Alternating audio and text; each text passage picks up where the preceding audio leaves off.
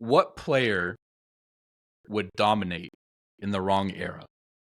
An example of this question would be, does someone like Shaq still dominate in today's era? And I feel like that's such a common question because it's such a dichotomy between what Shaq was as a player and where the NBA is now with all the spacing and the three-point shooting. Before you answer, I don't know if you watched Bill Simmons' interview with Max Kellerman. I think he posted it maybe a week ago. Super good interview. I had completely forgotten about Max Kellerman. I thought he was like gone, or like he like went to go somewhere. But apparently he's coming back on the Ringer and he's going to work with Bill Simmons. And he did this interview and he was talking about like comparing eras and how his problem is, we talked about Bird and Magic. In the 80s, nobody had seen players the likes of Bird and Magic. Like nobody knew that that was possible. Fast forward to today, and all the players that we have in today's NBA grew up watching Bird and Magic and were able to build off of what they had already done. And it inspired them to a degree. So, yes, you could say, okay, today's players are more skilled, but if you look at specifically from the perspective of that era and that time period, like, I mean, I could argue that Bird and Magic were the two most impactful players in the history of the NBA, or someone like Wilt or Kareem, like guys that like just did not exist, like it was not a thing. I really like that perspective because I think that's the problem nowadays when people say like, even like the whole like LeBron versus MJ thing. It's like, yeah, LeBron can do more, but he also has more tape to go and look at. Like, all right, what did Bird do before me? What did Magic do? So it's going to be interesting for us, like, if we have this conversation like 10, 15 years from now, it's going to be like, oh, so-and-so was able to see what Curry and, you know, LeBron were doing and able to build on that. And now they're doing this other crazy thing.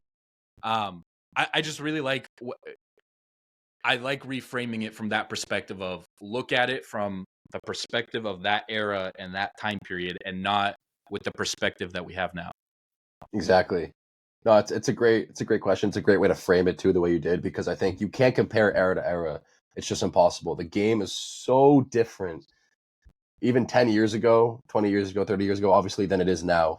You see, like, to answer your question, first off, about would Shaq dominate today, 100% he would dominate, and he would have a jump shot, because Shaq is Giannis today. That is the same exact build. Just a guy with brute force who you physically cannot stop. He's going to find his way to get to the rim, and there's nothing that you can do about it. But since we're playing in, Giannis has been playing in the 2010s, the 2020s, the game is so different. The game is so much more spaced out. You need to have a jumper nowadays in order to be successful in the league. You just have to. You don't have to be some lights out shooter, but you need to be able to have the defense respect your shot to an extent. So I think if Shaq played in this era, he would find a way to have the defense at least respect it to an extent. Shaq's jumper was broke. Obviously, there was a hack of Shaq for a reason. But I think, as we talked about earlier, with reps in practice, he would at least have a mid-range. I think we saw, for example, with Brook Lopez, bro. Brook Lopez never stepped foot outside of the three-point line for the first, I don't know how many years, 10 years of his career. That's just me speaking off the dome. Now, bro, he's shooting step-back threes off the dribble, and this is 7-footer Brook Lopez that we're talking about, who was at the tail end of his career. That's a prime example of a player adapting their game based on how the league and how the game itself has just been changing. So I think, yeah, Shaq would have definitely adapted. Shaq would still have dominated 100%. 100%. Is there another example that comes to mind of someone who maybe early 2000s or maybe even like the 90s, like you put them in today's NBA and they're just absolutely dominating?